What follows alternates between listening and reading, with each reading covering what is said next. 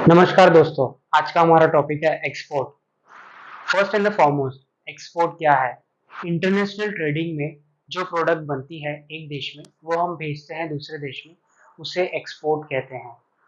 और जो प्रोडक्ट्स भेजता है, ऐसी प्रोडक्ट्स दूसरे देश में भेजने वाले को एक्सपोर्टर कहते हैं। फॉर एग्जाम्पल हम ले सकते हैं, इंडियन कंपनी ने शूज भेजे किसी दूसरे देश को, और जो हम ये प्रोडक्ट्स भेजते हैं बाहर देश में, प्रोडक्ट्स भेजने के लिए बहुत सारी फॉर्मेलिटीज फॉलो करनी पड़ती है एज पर गवर्नमेंट रूल्स, और ये कंपलसरी है फॉलो करने का हर एक एक्सपोर्टर को। एक्सपोर्ट के साथ आता है इंपोर्ट। तो इंपोर्टर किसे कहते हैं? जो प्रोडक्ट्स खरीदता है एक्सपोर्टर से, उसे इंपोर्टर कहते हैं। अब हम थोड़ा डिटेल में स्टेप बाय स्टेप समझेंगे एक्सपोर्ट प्रोसीजर को। ये सारे स्टेप्स हैं। पहला स्टेप है receipt of inquiry and sending quotations. सबसे पहले इंपोर्टर इंक्वायरीज भेजता है एक्सपोर्टर को। फिर सारे एक्सपोर्टर जिनको इंक्वायरीज मिली है वो रिप्लाई करेंगे इंपोर्टर को। सारे एक्सपोर्टर जो रिप्लाई भेज रहे हैं वो एक फॉर्म में रिप्लाई भेजेंगे। उस फॉर्म को हम कहते हैं परफॉर्मा इनवॉइस। परफॉर्मा इनवॉइस में प्रोडक्ट की size, weight, quality, grade, delivery का तरीका, पैकेजिंग के तरीके और पेमेंट टर्म होगी। दूसरा स्टेप है रिसिप्ट ऑफ ऑर्डर। इन सारे एक्सपोर्टर्स जिन्होंने रिप्लाई भेजा है इंपोर्टर को एज अ परफॉर्मा इनवॉइस में, वो इंपोर्टर इन सारे में से एक को चूज करेगा जिससे रिप्लाई से वो सेटिस्फाई होगा, और बजट भी सेट हो सकता है उनका, उससे उस हिसाब से वो चूज करेगा और फिर मिलेगा उनको ऑर्डर, वो पर्टिकुलर एक्सपोर्टर को ऑर्डर मिलेगा। थर्ड स्टेप है assessing importer credit worthiness. Exporter को ऑर्डर मिलने के बाद वो सीधा प्रोडक्शन या प्रोसीजर शुरू नहीं करेगा, क्योंकि उसे पेमेंट मिलेगा या नहीं इंपोर्टर से उसका रिस्क है। तो वो क्या करेगा एक्सपोर्टर? वो इंपोर्टर का क्रेडिट वर्दीनेस चेक करेगा और एक एलओसी डिमांड करेगा। एलओसी मतलब लेटर ऑफ क्रेडिट। एलओसी एक गारंटी है इंपोर्टर के बैंक की तरफ से कि आपको इतना पर्टिकुलर अमाउंट मिलेगा। इसके बाद लेना पड़ेगा एक्सपोर्ट लाइसेंस, जो प्रोडक्शन शुरू करने के लिए बहुत ज़रूरी है, और हर एक एक्सपोर्टर के पास एक्सपोर्ट लाइसेंस होना ज़रूरी है। एक्सपोर्ट लाइसेंस होना बहुत ज़रूरी है जब हम प्रोडक्ट बाहर देश में भेजते हैं। एक्सपोर्ट लाइसेंस लेने के लिए एक्सपोर्टर का बैंक अकाउंट होना बहुत ज़रूरी है, और वो बैंक अकाउंट आरबीआई ऑथोराइज्ड होना चाहिए, वो भी बहुत ज़्यादा इम्पोर्टेंट है। जैसे ही एक्सपोर्टर को एलओसी मिलता है इंपोर्टर की तरफ से, वो शुरू करेगा प्रोडक्शन। बट प्रोडक्शन शुरू करने के लिए पैसा भी तो चाहिए, क्योंकि प्रोडक्शन शुरू करने के लिए लेबर कॉस्ट, रॉ मटेरियल्स और भी बहुत सारी चीज़ें चाहिए। अगर उसका खुद का मैन्युफैक्चरिंग यूनिट नहीं है तो वो किसी और से प्रोडक्शन बनवाएगा और मैन्युफैक्चरिंग यूनिट से खरीदेगा प्रोडक्ट। गवर्नमेंट ने एक एक्ट पास किया था, उसका नाम है क्वालिटी कंट्रोल इंस्पेक्शन एक्ट, और ये बना था 1963 में।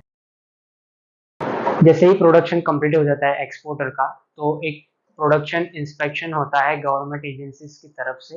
वो ज़रूरी है, क्योंकि भारत भी चाहता है कि वो अच्छे से अच्छा प्रोडक्ट भेजे दूसरे देश में, क्योंकि क्वालिटी अच्छा हो भारत का और एक्सपोर्ट ज़्यादा से ज़्यादा हो। भारत चाहता है कि ज़्यादा से ज़्यादा एक्सपोर्ट हो और फॉरेन करेंसी हमारे देश में आए, और उससे हमारे देश का बहुत ज़्यादा फायदा होगा। एक्सपोर्टर जाएगा एक्साइज कमिश्नर के पास।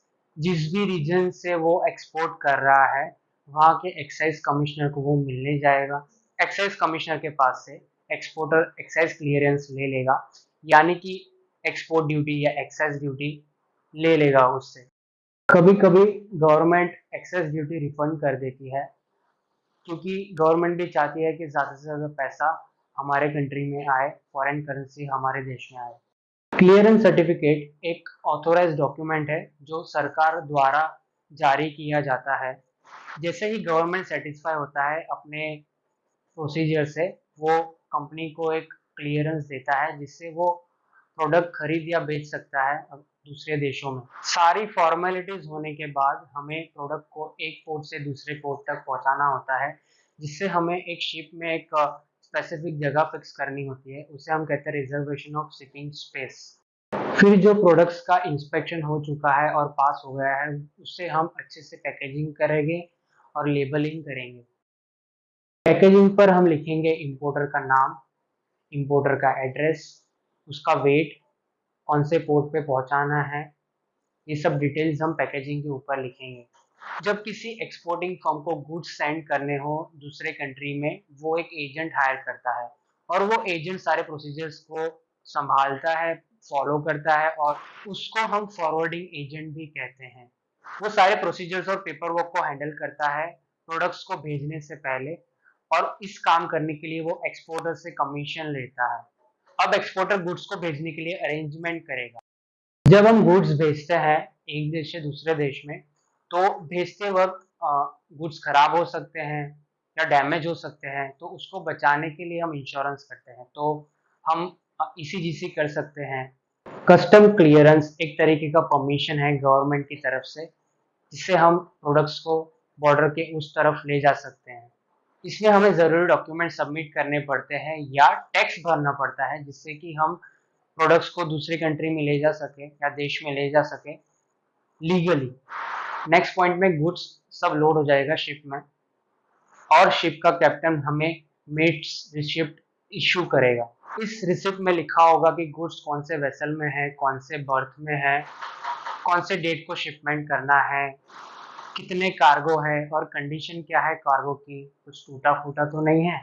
फिर पोर्ट सुपरिटेंडेंट ये रिसिप्ट सीएनएफ एजेंट को जाके दे देगा। दैट इज सीएनएफ मतलब क्लियरिंग एंड फॉरवर्डिंग।